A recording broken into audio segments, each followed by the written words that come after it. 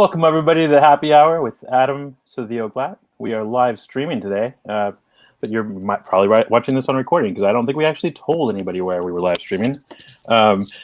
We have as a guest today José Gutiérrez, who has been on the Mountain View Wismet School District Board for 5 years now, and he's also running for City Council this year. So welcome, José.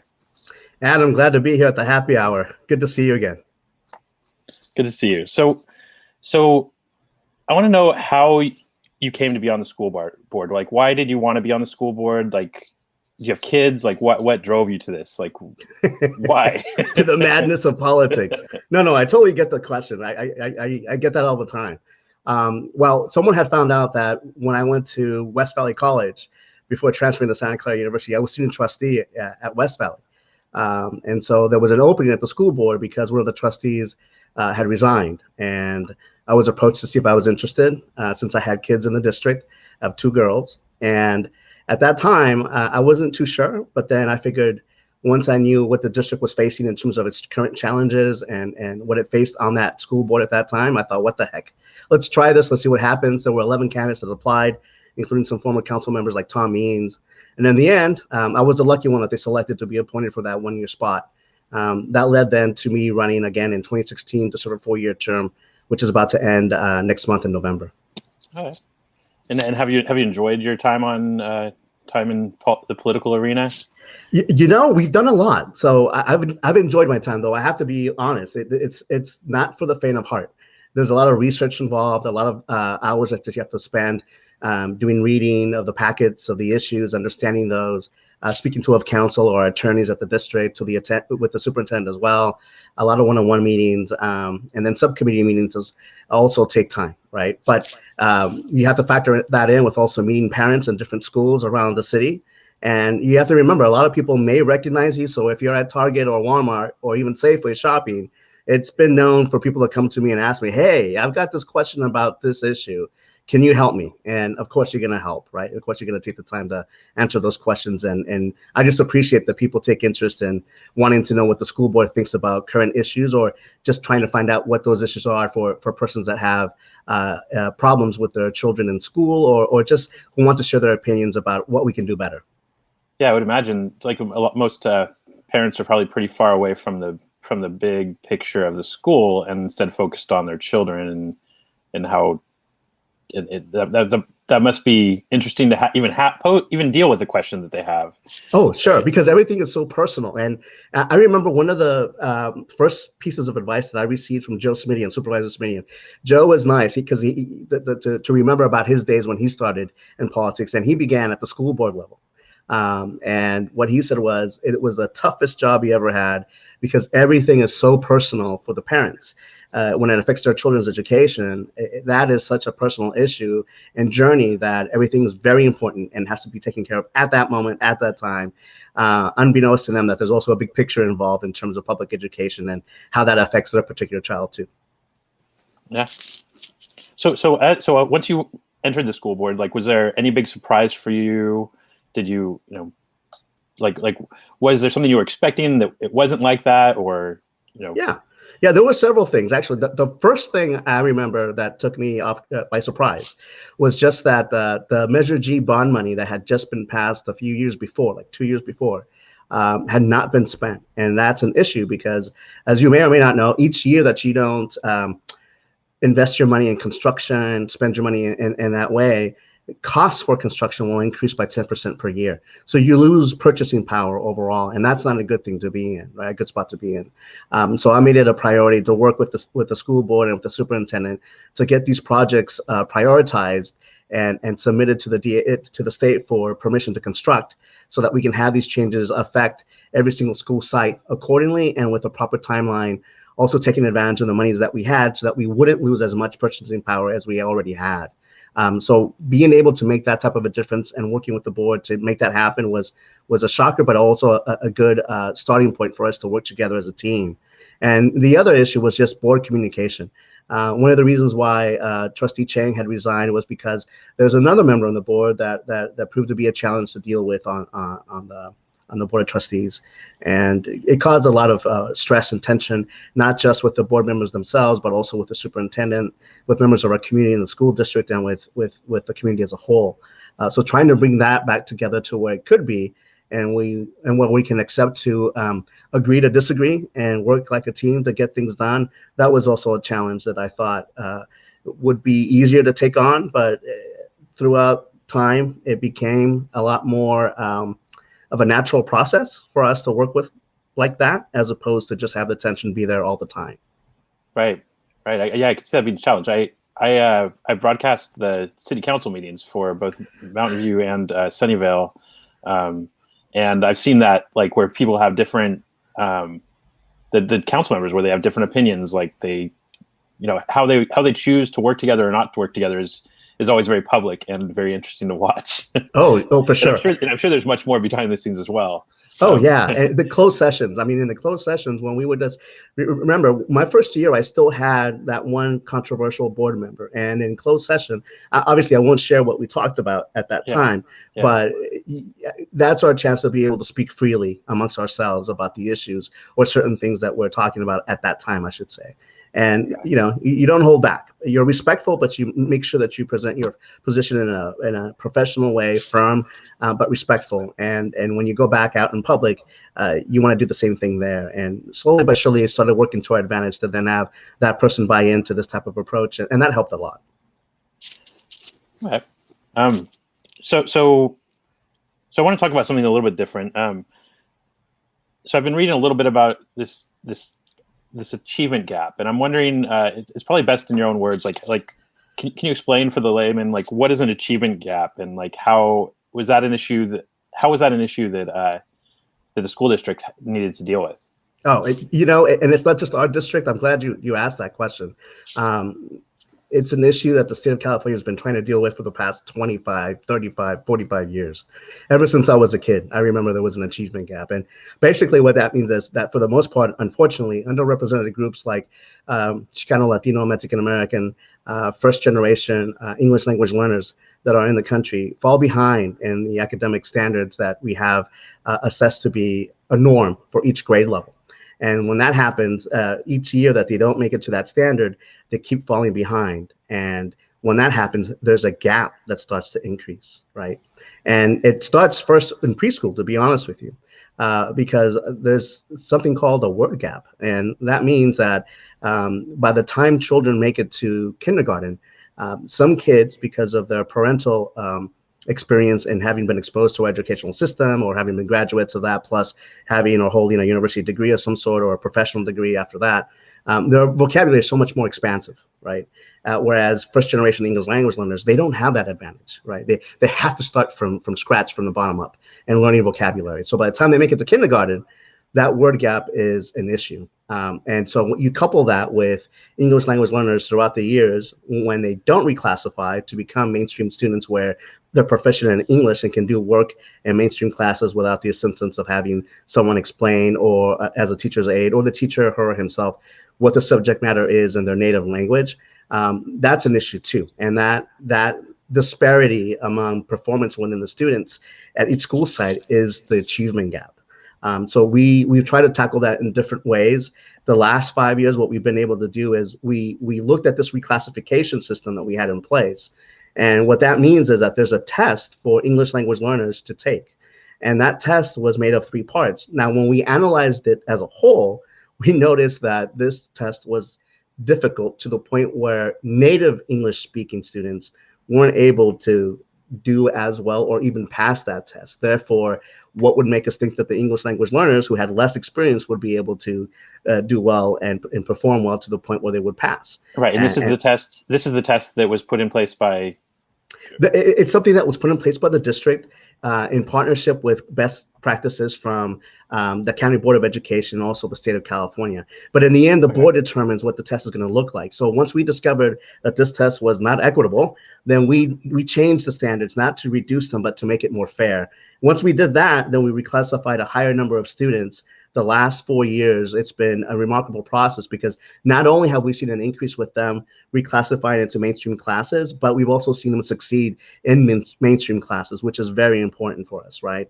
So that tells us that, one, we're on the right track, that the change in the test was the right thing to do.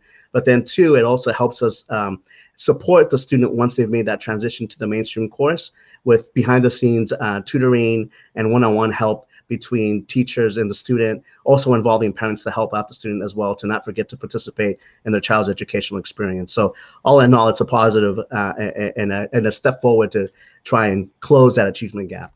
So you're leaving the school board this year, and I'm wondering like how that came to be, and then also like why you're not staying on for another 4 years, or rerunning, and then what is the top thing you would like to see continue for the school board as you? Okay, sure. Yeah. As you leave. Yeah. So I've had 5 years on the school board, and it's been a fun, it's been a challenge, but it's been fun. We've made sure to prioritize that whatever district-wide problems we've had, we have a district-wide solution for it, right? The previous board wasn't able to work well together. Now we can agree to disagree, and we can move forward in trying to understand that difference of opinion is not confrontational or bad, but rather an opportunity to make change happen and move forward with that process. Now that we've had a superintendent in the district for 5 years, which is very different from what we had before with 2 and 3, we're in a good spot right now. So I thought I could make a difference at a higher level in terms of city council, and I figured we need more representation in the city to have voices that represent people that look like me. At this point in time, there's a great opportunity. As I was saying, I figured to make it. I figured to make a difference at the next level, which would be city council, and give it a shot, right? Because there's a couple of openings there.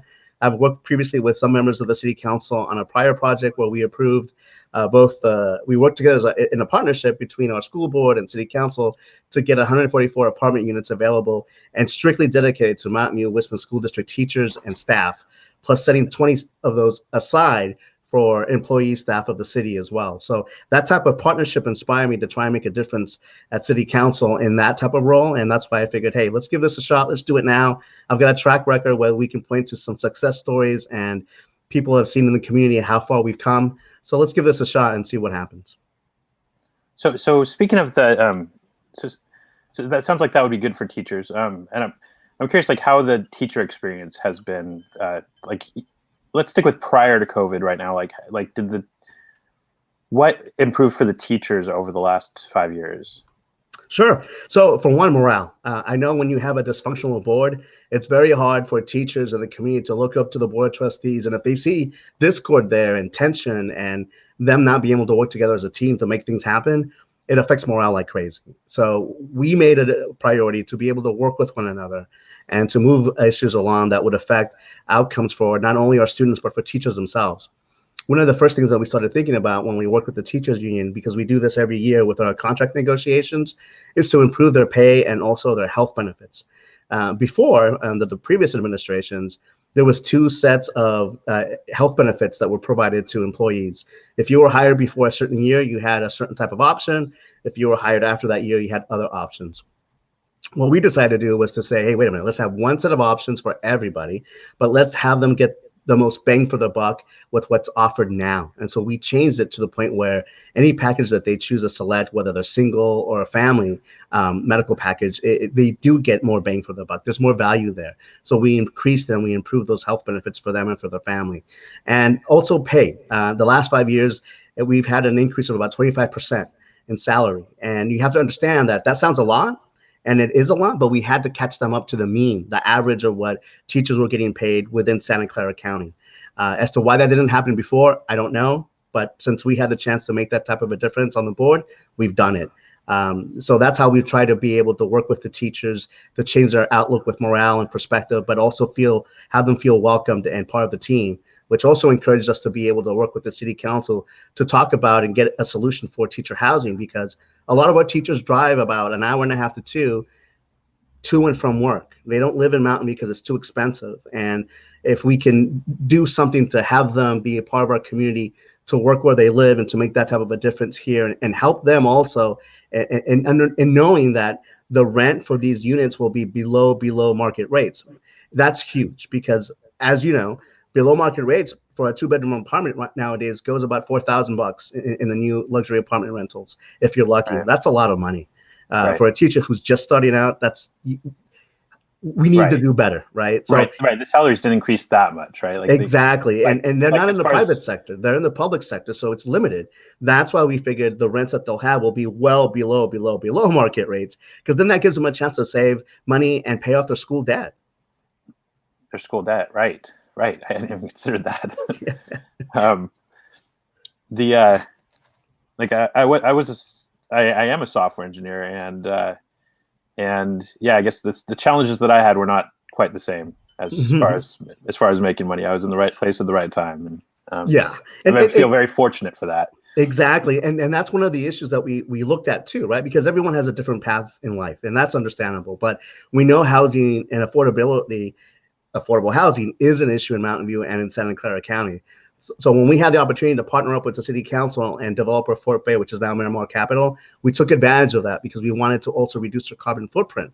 And so we're making a difference in the environment, but we're also making a difference in the lives of these teachers who are giving so much to the community with their time and expertise and teaching our children either in elementary or middle school. And I'm glad that this is working out for the positive, because this is now an example of what other school districts can do within Santa Clara County and in the state as a whole. Now I'm curious. I have a friend or I have several friends that teach, but they're not like officially full-time teachers. They're kind of in some kind of weird like part-time teacher role. I'm not really clear on what that is. Like, how much of the teachers in the district are not that full, like a full teacher? A full-time teacher? A full-time Sure. teacher, and then does any of these benefits apply to them? As far as we know, the benefits will be applicable for our community in the school district that's employed by the district. Okay. Whether that's full-time or not, as far as I'm concerned, that doesn't make a difference. Okay, that's great. Mm-hmm. That's great. So getting to this year has been particularly different. We have COVID-19, which is closed down the schools for a bit, and things have significantly changed. I've heard that they were working from, or the children were working and being taught at home, like with the parents being more involved. The teachers, I can only imagine what that's like for them. For everybody involved, and I'm curious, what approach the district, the board took to COVID-19, and where things are at now. Sure. Yeah, great question. So distance learning is an experiment, and we saw in the beginning, we weren't too sure how long the closure was going to be. When we did ours, I believe it was March 12th or so when we decided to shut down the district and go towards distance learning. But at the beginning stages, we had no state mandate or best practices promoted by the state at that time. Secretary of Education, Tony Thurman, didn't have any best practices for school districts to follow. And so we had to come up with something on our own. And we realized in the beginning, as we started to develop this in partnership with the teachers, that this had never been done before. So how are we going to do this? And as we were working through the kinks in this process, we decided early on that the first trimester, when we actually had distance learning in full effect, it would be a pass or no credit option.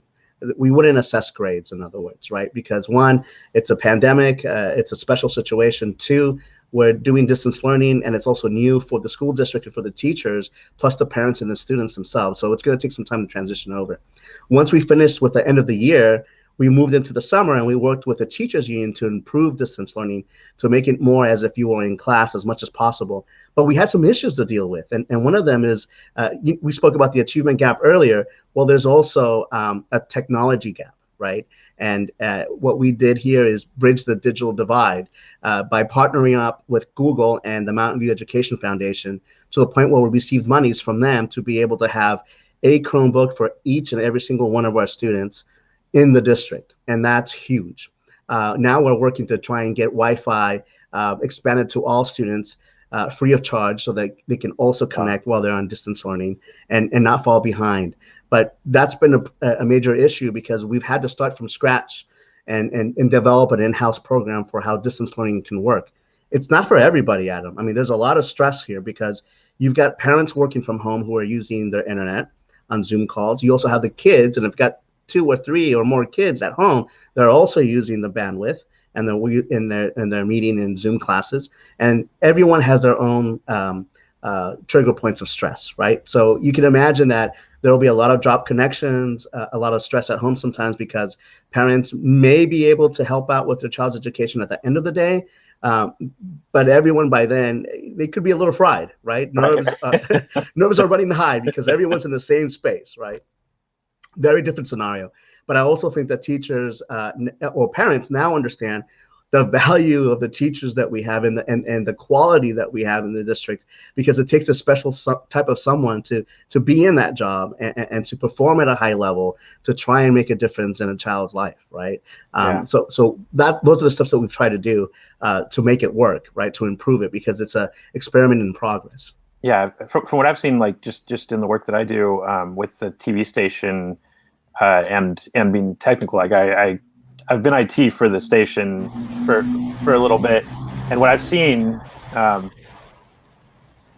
there is that everybody kind of has to do their own IT, and that's been just, watching city council meetings, like some of the folks that not Mountain View City Council, but I will qualify this, but watching like how Sunnyvale City Council has adapted to that, and it just, like, everybody's involved in the television broadcast of the city council meeting, which is so odd. And I can only imagine, like, with children, that now you have, like, your children, parents, teachers, all are involved in the technical aspect on top of the interacting with children and how to actually teach them in that environment. And that just seems like so many things, so many parts moving, and I can't even imagine. I don't have kids, and I feel a little bit fortunate at the moment that my life has been a little bit easier without them right now. So. Well, and you bring up a good point too, because that was another challenge during these times. How do we provide technical assistance to our kids and to our teachers, right? Yeah. And so we understood there's also a language gap here. There's folks who need help. So we found persons that would help us within the school community, like our SCEFs, our student community engagement facilitators. And what they do is help us with our English language learners and their parents to troubleshoot and get online. And our lead technician, John Akers, has been a huge help. His team has done so much. They've improved the ability to communicate with not only English speakers, but non-English speakers as well. We hired 2 additional staff members to help him be on that team and problem solve these issues. And we're at the point now where we know the majority of our students are connected. If they need help, they know where to go, and we've worked together to try to get to this point. But it's been a challenge, and it's not easy. Yeah, I can only imagine. Props to all the teachers and parents and students that are making this happen and keeping children, like, on the path towards education, right? Like, that's one heck of a challenge. Do you see the distance learning, like, continuing past, in the same capacity or similar capacity past COVID-19? I've been saying this all along, that this will help us as a blueprint for what may come next. I've mentioned this as a trustee and as a citizen in sharing my opinions with the rest of the community, that we should look at this as an opportunity, unfortunately, to understand that this may be the start of a trend. Let's say we're done with COVID-19 within the next 6 to 9 months, and we're fine for about a year and a half, but then another pandemic comes around. Well, by then, this can serve what we're going through now as a blueprint for distance learning and for what to do better as we move along in that process. So I look at this as just a step one in a journey that we don't know how many steps there will be in, but this will help us to better deal with the next pandemic if we were to get one. And the expectations then will be better understood, not only by the community and by parents, but also by the students themselves and our teachers, hoping that the community understands that as we move along in this process, we're still learning. Yeah, see that.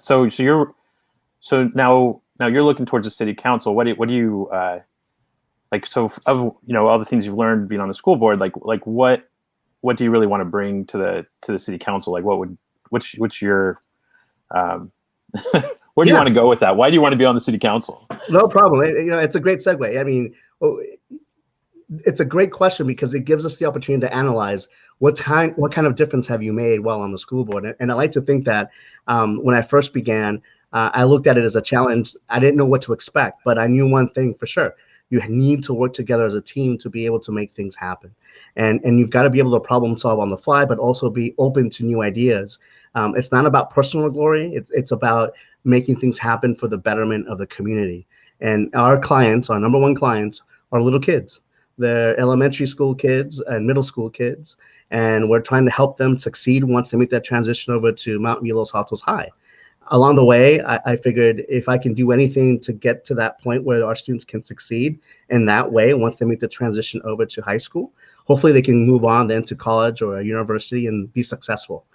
So what I learned was problem-solving skills are important. Being a team player is important. Understanding that difference of opinion is an opportunity for change is important.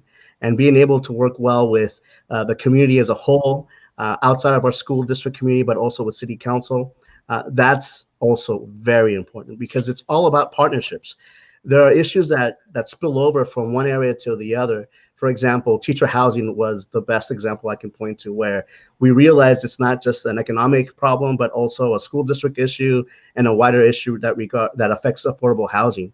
So by being able to partner up with a developer and with city council to make affordable housing a reality for our school district teachers in this district and for employee staffs, not just for our district, but also for city council positions with their employees that they have as well, that's a step in the right direction because we worked in partnership to address a problem. And that's what we need to do also with other issues that affect us, like economic development, job creation, affordable housing for sure, community development, our ability to interact with police and our firefighters in a respectful and professional manner. Well, respect is given both ways. That's what I bring to the table, bringing that type of perspective and camaraderie and partnerships and positive outlook to be able to problem solve an issue and move forward together. Great. And what would you like from the school board, like as you move on? I'd like. Well, we've always said that this was going to be the first step, right? That the next board will take it to the next level, and because the standards are higher now and the expectations are higher, as well as they should be, and the community has been able to see that difference from 5 years ago to now. They've seen what the school district has done with organizing the way that they look at district-wide problems with district-wide solutions, where the district's schools work together as one and being able to problem solve how can they deal with the achievement gap, what professional development courses can we offer our teachers so that they're on par and know how to teach the new standards in science and mathematics. So, I want the board that's coming up next to take it to the next level, to be able to interact with our community and problem solve the best they can to keep going with addressing the achievement gap and keeping our teacher morale up and positive, and wanting to explore what the community thinks about the items that we look at as priorities, but also getting feedback from them on what we can do better. And then keeping the partnership avenue open when working with city council or other county agencies to address problems that affect us all, that spill over to different areas, but where it's also an opportunity for us to work together as one to address those issues. Great. I think that's about all we have time for right now. I want to say thank you very much, Jose, for being on the show with us, being on the happy hour. Thank you, Adam. I appreciate it. I'm sorry I cut off, but I'm back. And I was glad to chat with you. So I'm looking forward to the next show, and we're hoping that it goes very well with no cutoffs. Absolutely, and great, and good luck running for city council. Sure. If you'd like to find out more, you can find out more at www.jose4citycouncil.com. Thank you, Adam. All right, great. Thanks a lot. This is the happy hour. This is brought to you by me, Adam Cedillo-Glatt, our director Daniel, our director Daniel Negrete, and our tech Tim Erskine. So thank you very much, and have a good night.